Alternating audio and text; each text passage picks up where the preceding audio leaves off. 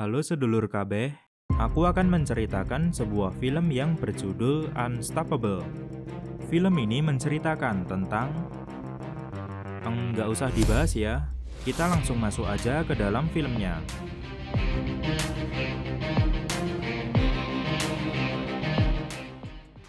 Perkenalkan beberapa tokoh penting di film ini.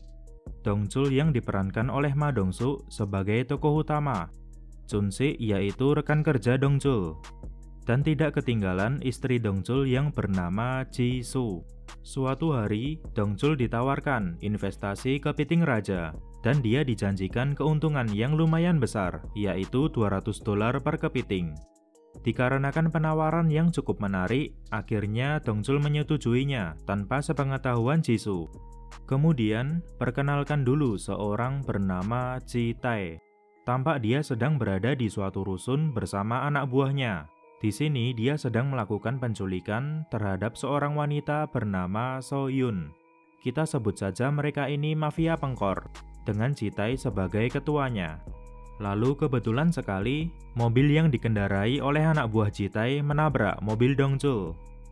Dongchul meminta si supir untuk turun sebentar dan mengecek keadaan mobil, tetapi si supir menolak dan hanya memberikan kartu nama serta uang yang dilemparkan begitu saja. Walaupun sempat terjadi keributan di antara mereka, tetapi untunglah kejadian di malam itu bisa diselesaikan dengan permohonan maaf dari Ji-tae dan anak buahnya. Suatu hari, Dongchul mendapatkan kabar buruk bahwa kapal pengangkut kepitingnya disita saat memasuki wilayah perairan Cina. Mengetahui hal tersebut, Dongchul dan Chun-sik merasa putus asa. Mereka mulai berpikir bahwa investasi tadi adalah sebuah penipuan. Sampai suatu malam, Dongchul mencoba memberitahu Ji-soo terkait musibah yang dialaminya. Dan jelas saja Ji-soo marah besar karena uang yang dikeluarkan tidak sedikit, yaitu $100.000. Apalagi itu adalah uang hasil pinjaman. Lalu Ji-soo memutuskan untuk pulang sendiri di saat Dongchul sedang mempersiapkan kejutan ulang tahun untuknya. Disinilah kisah menegangkan dimulai. Saat berada di rumahnya seorang diri, tiba-tiba Ji-soo mendapatkan tamu tidak diundang.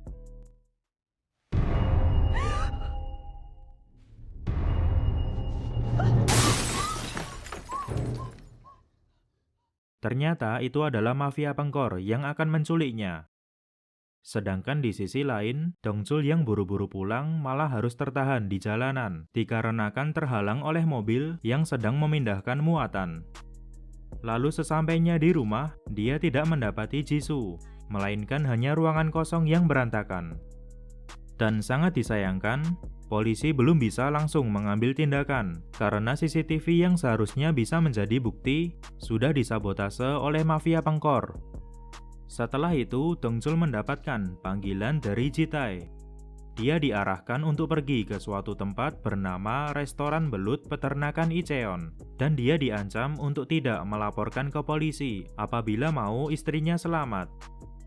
Setelah sampai di tempat yang sudah ditentukan, Dongchul hanya mendapati sebuah tas yang berisikan tumpukan uang. Lalu dia diberitahu bahwa uang tersebut adalah pengganti untuk si istri yang sudah diculik, atau dengan kata lain Ji-soo akan dibeli. Sebenarnya apa yang menjadi tujuan Ji-tae dan anak buahnya? Yang jelas bukan sekedar penculikan biasa. Nanti kita akan ketahui bersama. Suatu hari, Dongchul dipertemukan dengan seorang bernama Do-sik. Do-sik memiliki keahlian untuk mencari orang hilang. Selain itu, dia mempunyai beberapa keahlian lain, seperti menyamar, ilmu teknologi, dan lain-lain. Jadi di sini Do-sik dibayar untuk mencari keberadaan Ji-soo. Aksi mereka dimulai dengan pengecekan CCTV Restoran Belut Peternakan Icheon. Di sini mereka mendapati orang yang membawa tas berisikan tumpukan uang tadi. Tampak orang tersebut menggunakan mobil dengan nomor kendaraan 70NA9291. Setelah Do-sik melakukan penyamaran dan mencari tahu lebih lanjut, didapatkanlah info bahwa pemilik nomor kendaraan itu bernama Choi Man-sik. Lalu mereka pun mendatangi kediaman Choi Man-sik. Tetapi Choi Man-sik mengaku bahwa dia sudah menjual nomor kendaraannya ke suatu tempat beberapa waktu yang lalu. Singkat cerita, sampailah mereka ke sebuah tempat tersembunyi, di mana banyak kegiatan ilegal dilakukan, seperti jual beli nomor kendaraan, narkoba, dan lain-lain.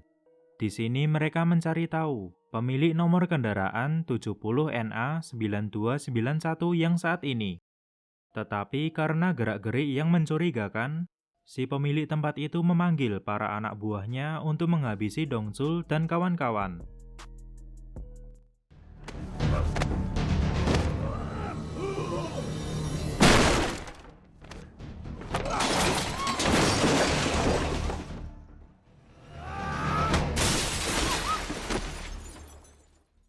Dongsul bisa mengalahkan semua musuhnya itu dengan mudah, karena ternyata dulunya dia adalah seorang preman yang cukup sadis. Dan tentu saja, kemampuan bela dirinya tidak bisa dianggap remeh.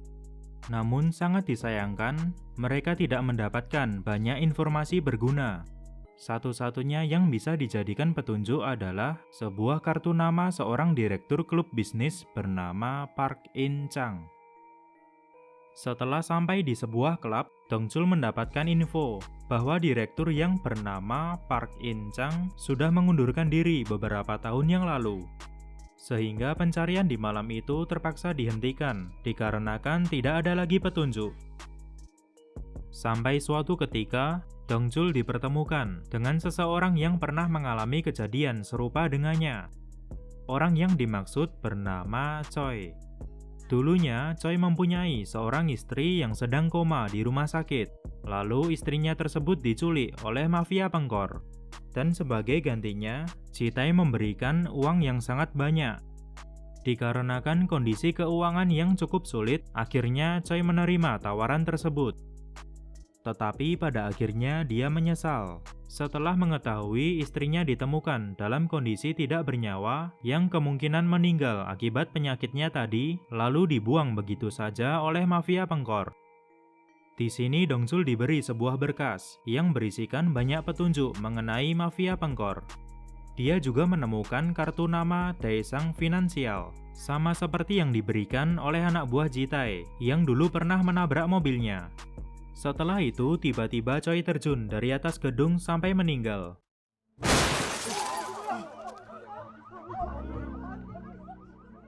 Kemungkinan besar dia bunuh diri karena rasa bersalah kepada si istri, atau mungkin dia dibunuh oleh mafia pengkor.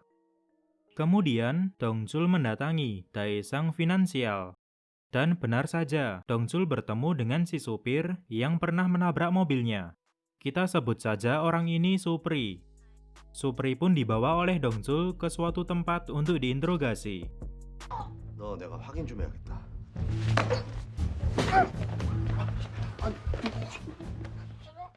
Setelah beberapa tekanan yang diberikan, akhirnya Supri mau memberikan penjelasan. Dan disinilah kebusukan mafia pengkor terungkap. Para wanita diculik untuk dijadikan PSK. Lalu kenapa mereka mau? Karena beberapa di antaranya terlilit hutang dan gagal membayar pinjaman. Ada juga yang diculik hanya karena mereka cantik. Kebanyakan korban penculikan, rata-rata keluarganya bermasalah dari segi keuangan. Jadi, Ji-tae menutup mulut keluarga korban menggunakan uang, atau dengan kata lain benar-benar dibeli. Berdasarkan beberapa informasi yang diperoleh, kemudian Dongsul menuju suatu tempat yang tidak lain adalah markas mafia pengkor. Di sini Dongsul menghajar semua anak buah Ji-tae.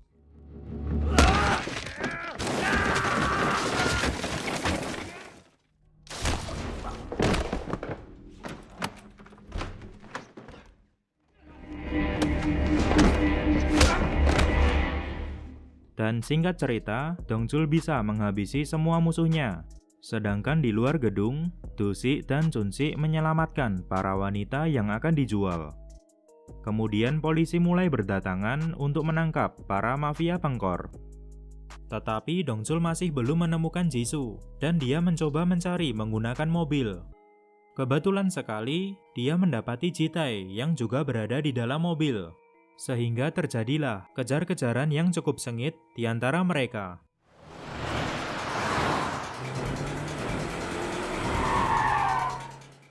Dan ternyata Jisoo ada di dalam mobil yang sama dengan Ji-tae, sehingga Dongchul tidak bisa melakukan penyerangan dengan sembarangan.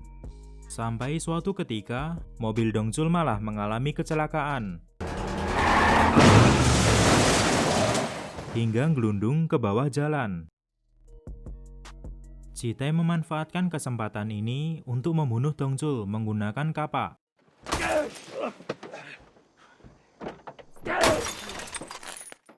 Tetapi Dongchul tidak tinggal diam dan melakukan serangan balik.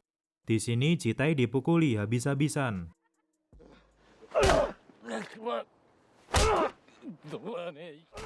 Bahkan lengannya juga dipatahkan.